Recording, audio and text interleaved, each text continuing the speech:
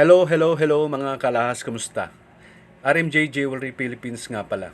In this video, i-check natin kung real gold ba ang ipinadala sa atin ng ating online client para gawing bagong alahas niya.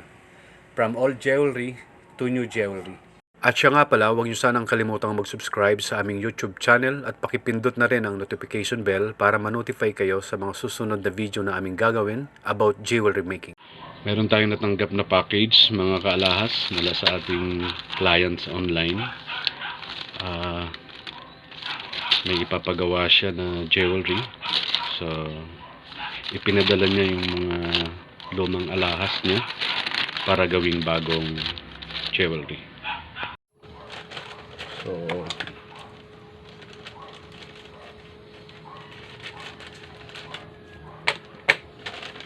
natin kung ano ang laman nito.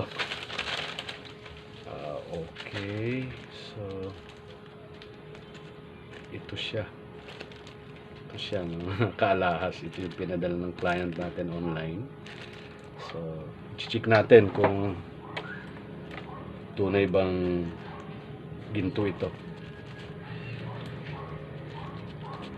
Tingnan muna natin sa physical kung ano makikita natin, kung may mga marking ba siya. And then after nun, check na natin siya sa asido kung tunay ba siyang ginto o hindi.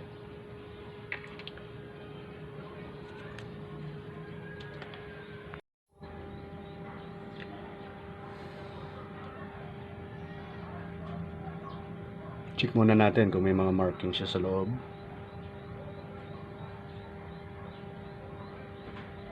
Kailangan pala natin ng eye look para makita natin yung mga maliliit na marking sa loob.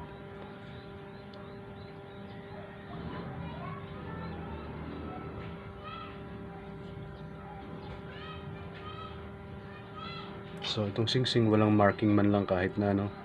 So hindi natin ito ma-identified kung ilang K ito o kung totoo bang ginto ito. So check natin yung iba. Yung iba kasi mga sira ng alahas niya. So siguro ito yung mga luma na sira. Tapos bubuuin uli, gagawin ulit bagong alahas. So, check muna natin.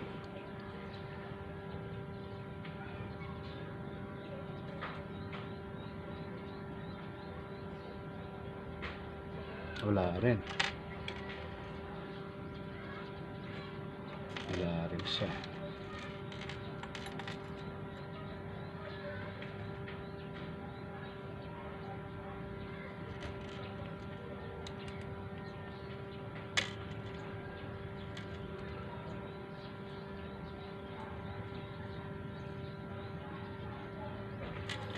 So wala talagang mga markings. Walang markings. So titimbangin natin ito mamaya kung sa tingin natin ay accurate o tama yung laki niya sa weight niya. Wala talagang markings. So ngayon gagawin natin, ititest natin ngayon siya sa gold tester. Ito yung asido. Tapos gagamit tayo ng buhay na bato para ma-check natin kung talagang ginto talaga siya o hindi. So una gagawin natin, ikikis-kis natin tong singsing na to dito sa buhay na bato. Tapos papatakan natin siya ng gold tester na acid para ma-check natin kung talagang tunay siyang ginto.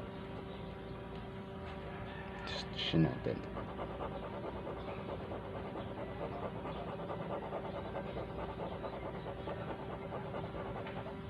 Ayan mga kaalahas, at test na natin siya. So check natin kung hindi siya matunaw o matutunaw siya ng gold tester acid. Ayan, ito yung ating acid. So check natin.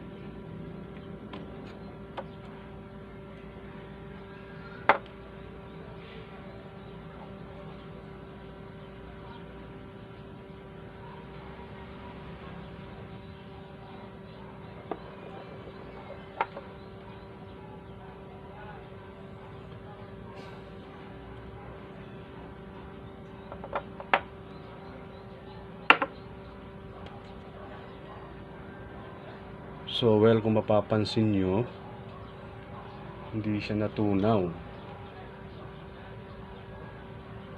Hindi siya natunaw ng gold twister, ni hindi man lang siya nahati. So it means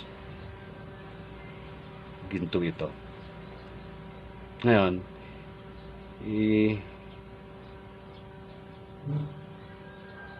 lagyan natin ng upos ng sigarilyo, ash ng sigarilyo para mas tumapang yung asido. Tingnan natin ang reaction niya.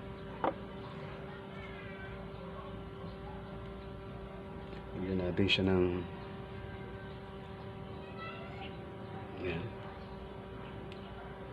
Kung mapapansin nyo, medyo kumukulo siya. So patagalin na natin ng ilang seconds yan. Tapos tingnan natin mamaya kung hindi talaga siya na natunaw.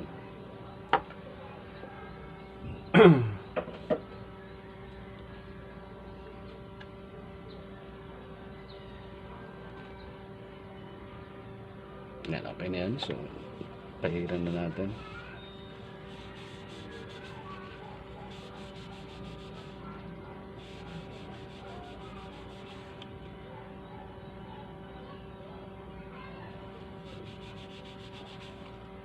Well, ito ang lumabas.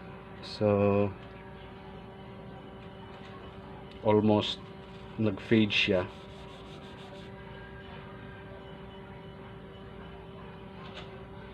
Medyo mababang K lang ito.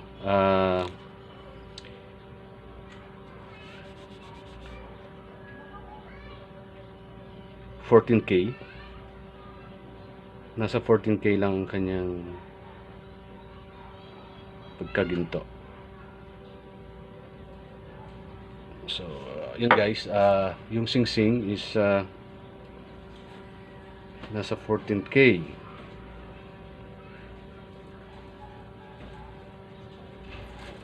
Siguro ito pinagawa lang nila. So siguro baka hindi na nalagyan ng marking kung anong K dapat. Pero gold siya guys, gold. Medyo mababang K nga lang. Ngayon, tingnan ulit natin yung iba. Kung ginto rin ba talaga to. So, dito na natin lagay. Tis-tis ulit natin.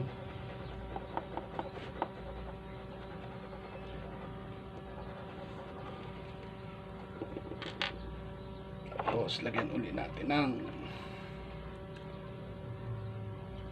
asido.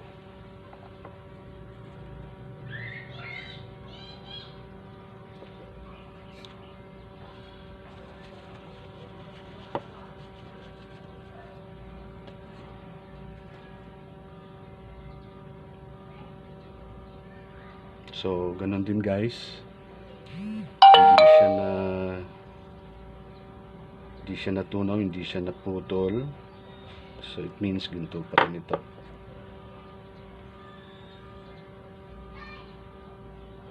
Lagyan natin ng ash ulit.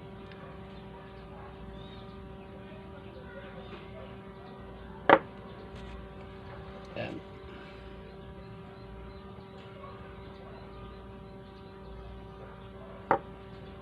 Tingin ko parehas lang ang quality nito. 14K.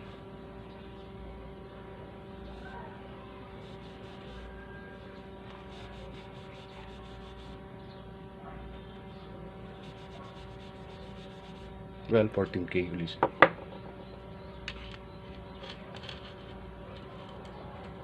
Nakapagtataka lang kasi wala siyang mga markings. Hindi ko alam kung saan nila ito nabili.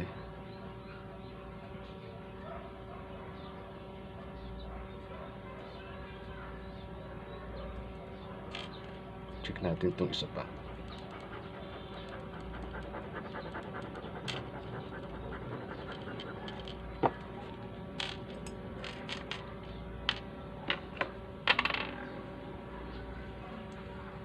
Uli natin ang alahas ito.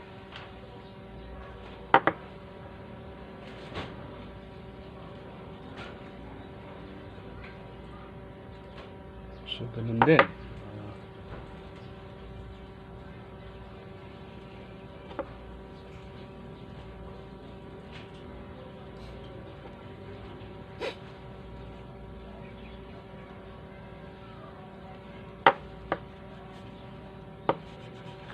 So 14K guys ang kanyang ginto.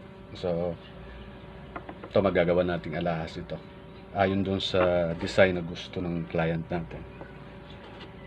So okay ito. Itong singsing niya mga kalahas is mayroon siyang mga stones. May mga maliliit siguro mga nasa 0.2 ng mga stones. So hindi natin sure kung ito ba ay real diamond or zircon.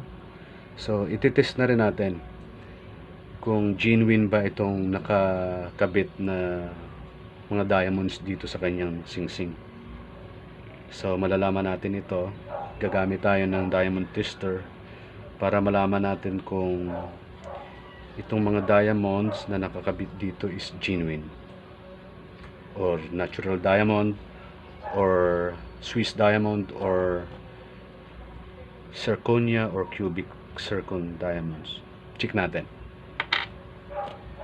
Ito yung ating gagamiting pan-tester sa diamond tester.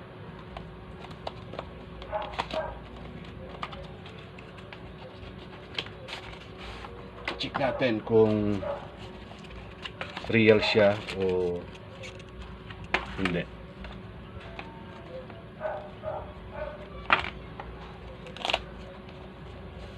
Ito yung ating diamond tester.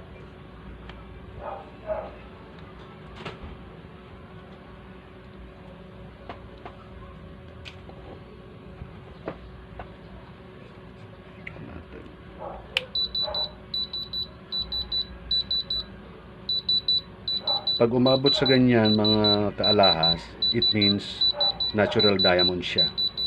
Pero pag hindi umabot, like for example, mga ganyan lang siya, hindi siya diamond or ganyan. So check natin. Taasan muna natin yung frequency niya para mas madetect niya. So check natin.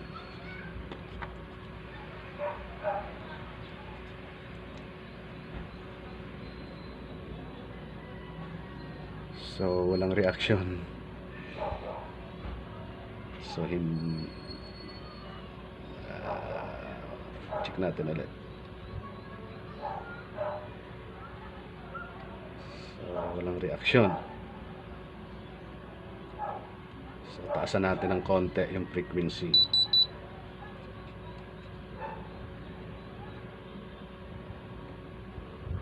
So hindi siya genuine diamond. Wait.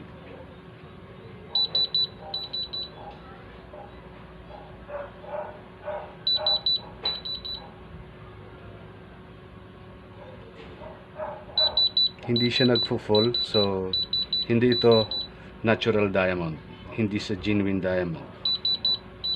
Kasi 1 bar na lang yung tinaasan ko na talaga ng konti. Yan.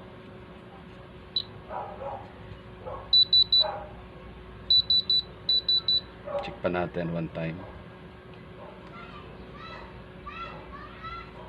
Yan, wala. Nasa pinakamataas siya na frequency, doon siya nagre-react, pero wala. Ito po ay hindi natural diamond. Ito ay cubic zirconia. So mga kalahas, yan na lang muna siguro ang aking may share sa inyo. Dahil aantayin pa namin yung design ng client para maumpisa na namin ito. So yun na lang muna ang aking may share na mga idea kung paano natin malalaman kung ang isang alahas ay gold or hindi, or ang diamond kung siya ay natural diamond or genuine diamond or hindi. So mga kalahas, yan na lang muna. Salamat!